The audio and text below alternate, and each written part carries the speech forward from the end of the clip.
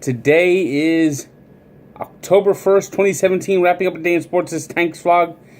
It's a full football Sunday. Baseball, everything was done. Today was the final day of regular season. And the only really notable event was today was the last game managed by Terry Collins with the Mets. We'll go over that at a later date, maybe tomorrow, as I'm sure the post-mortems are all going to come out when the day is over. I'll be doing a preview of the awards coming up in baseball, as well as previews of the wildcard games and the division series. And I'm also working on an NHL preview, so keep an eye on that. That's all coming at some point this week. I don't know when I'm going to get them done, but I'll get them done by the time first pitch happens of, at least with the wildcard games, the first pitch of the wildcard games and the division series. The NHL preview, I'll have that by the time the first puck drops in New Jersey. Might be a few games that have started before then, but I'm only one man. So let's go to the NFL Week 4, which started in London with Jay Cutler.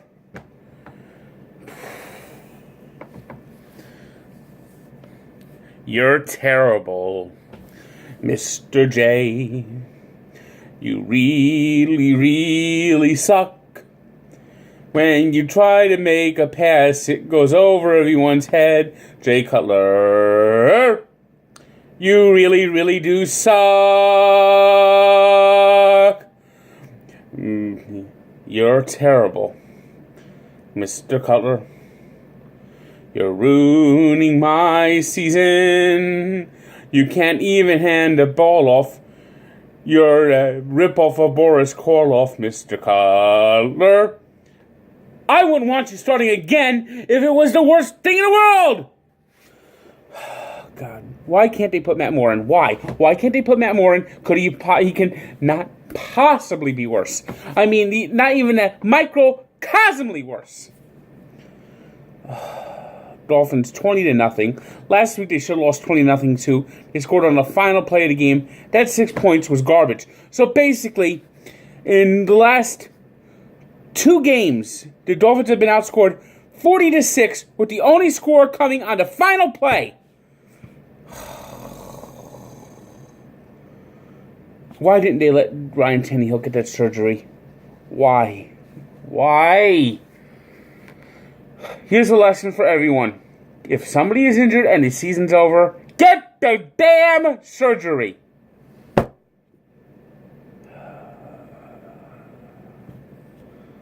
Awful. Awful.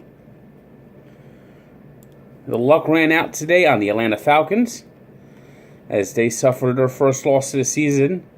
They really should have been 1-2 if you look at their first 3 games. They got some luck. Drop pass, that call in Detroit.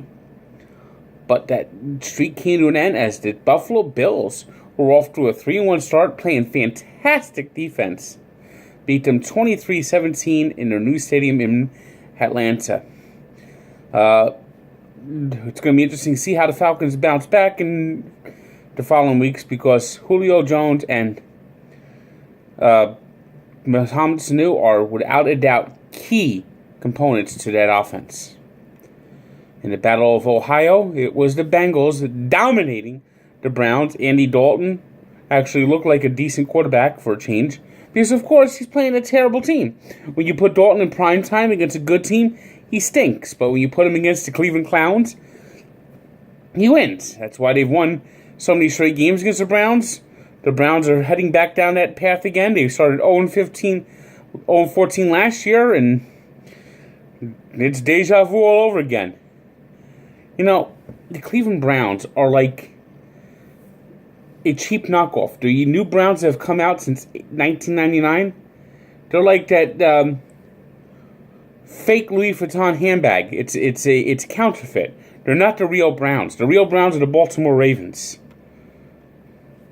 One of the big surprises of the day, the Los Angeles Rams, they're 3-1. Went into Dallas, great second half. 7 field goals by Greg Zuerlein, and they beat the Dallas Cowboys 35-30. Cowboys have some problems on defense. Bad news from Minnesota today. Dalvin Cook, their outstanding rookie, likely torn ACL, out for the year. And this is with Sam Bradford already dealing with a knee injury. Teddy Bridgewater still recovering from his bad knee. I tell you, knees, weak in the knees, that's a different meaning in Minnesota. And that cost the Vikings dearly today as they lost to the Lions 14-7. Good start by the Lions, 3-1. In Foxborough, this time Tom Brady could not complete the comeback.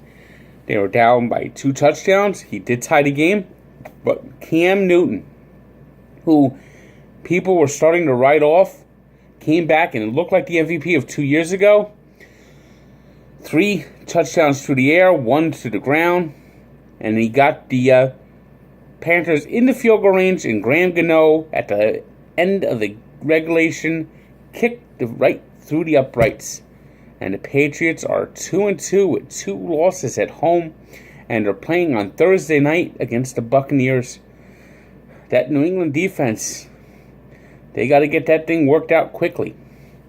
Meanwhile, the Jets, I guess their plans of getting that number 1 pick have gone out the window, as the Jets today beat the Jaguars. The Jaguars, coming off their London game, were sluggish and through most of the game. Blake Bortles went back to being Blake Bortles with the turnovers. Jaguars got back in the game with a Miles Jack scoop and score in the 4th quarter, but the Jets found a way to win the game in overtime, 23-20. In the big rivalry game, the Steelers-Ravens, which is usually close, this time was not, as the Ravens, also coming back from London, were tired and had the same problems they did last week. They lost 44-7 against the Jaguars, and today did not do much better, losing to the Steelers 26-9. In a blowout of the day, Deshaun Watson, he is something to watch. Huge game, as the Texans absolutely crushed the Titans 57-14. The AFC South is a tight race. You got 3 teams at 2-2. But if Houston plays like this, they could be a dangerous threat. And the biggest thriller of the day, the Arizona Cardinals, trailing all day, a game of field goals, were down 15-12 in overtime, drove down the field late with Larry Fitzgerald making the game-winning catch in overtime to beat the 49ers. Meanwhile, the Los Angeles Chargers continue to scuffle in their new home. Not drawing well, and they lost 4th straight game today. They're now 26-24. They're now 0-4. They might have to go back to San Diego and recharge. They also go dropping to 0-4 the Giants. They fell way behind again, battled back in the 4th quarter, took a brief lead, but was not meant to be, as for the 2nd straight week, they lost on a field goal at the end of regulation. Nick Folk kicked them this time, and the Giants, I think it's safe to say the season is over. Cancel the season.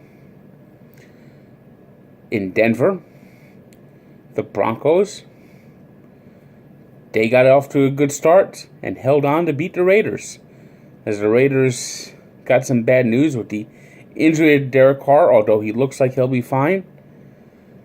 Raiders had 2 straight losses after looking so great in the first 2 games of the year. And what makes this loss even harder is it's a division loss. And in that division, with the Broncos and Chiefs, they've put themselves in a hole already. And in the Sunday night game, the Colts were hanging tough into the 3rd quarter, and then it all fell apart. Seahawks scoring 46 points, found their offense late, and wrecked the Colts' weekend 46-18. They got a couple of big defensive scores in that game. The Colts are a mess. So there you have it. There's our Week 4 wrap-up in the NFL on Tank's Vlog. It's the fastest 10 minutes you will ever spend. And it's brought to you by the friends of MyBookieAG.